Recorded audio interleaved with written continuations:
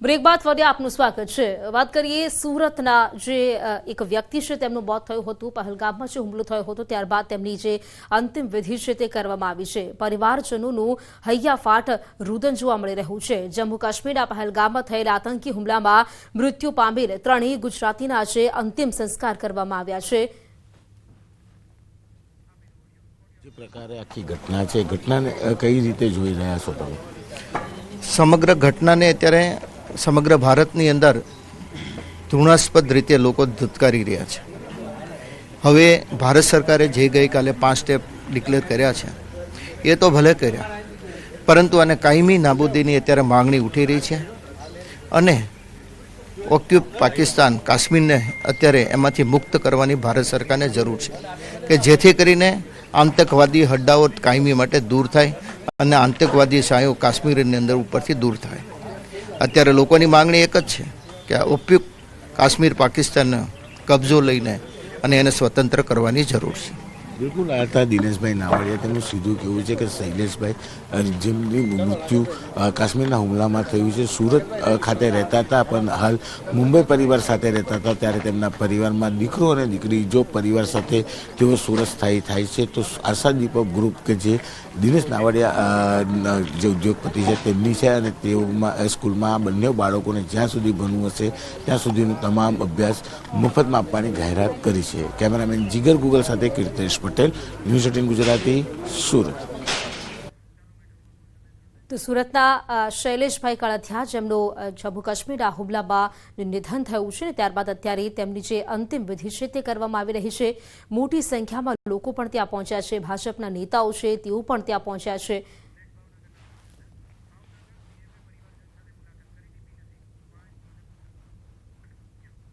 તો આ તરફ વાત કરીએ, ભાવનગરના પિતા પુત્રના મોત થયા હતા। પહેલગામ હુમલામાં ભાવનગરના 2 લોકોના મોત થયા હતા, જેમની સાથે તેમના જે પરિવારજનો છે તેમની સાથે મુખ્યમંત્રી ભૂપેન્દ્ર પટેલે મુલાકાત કરી હતી। આ પરિવારજનો સાથે મળી તેમને સાંત્વના પાઠવી હતી। પરિવાર પર જે દુઃખનો પહાડ આવી પડ્યો છે ત્યારે પરિવારજનો છે તેમને સાંત્વના આપવા માટે મુખ્યમંત્રી ભૂપેન્દ્ર પટેલે તેઓ પણ ભાવનગર ખાતે પહોંચ્યા હતા। ભાજપના તમામ જે નેતાઓ છે કેટલાક તેઓ પણ ત્યાં પહોંચ્યા હતા અને પરિવારજનોની સાંત્વના તેઓ પાઠવી રહ્યા છે, કારણ કે જે પરિવારનો મોભી છે તે ગુમાવ્યું છે।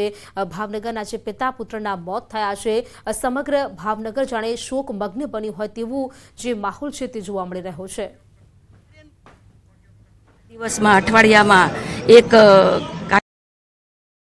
માનીને જે પ્રવાસ માટે જતા હોય એનો આનંદ અપાર હોય છે, ત્યારે આવી ઘટના બનતી હોય એ આ ઘટના અસહ્ય, દુઃખને અમાનવીય આ કૃત્ય કહેવાય। લોકોને જ્યારે પર્યટકો જ્યારે કોઈ સ્થળે વધારે આવતા હોય ત્યારે પર્યટકોને કોઈ મુશ્કેલી ન પડે, આપણી આ રોજીરોટી છે, આપણી ભાવિ પેઢીનું ઉજ્જવળ ભવિષ્ય છે, એ વિચાર કરીને લોકોએ સાથ સહકાર આપવો જોઈએ। ચોક્કસથી તો લોકોએ પણ સાથ સહકાર આપવો જોઈએ અને સરકારે પણ મહત્વના નિર્ણયો જે છે આ તે સમગ્ર ઘટના બાદ કરવામાં આવ્યા છે અને તેને તેઓ આવકાર પણ દાયક ગણી રહ્યા છે।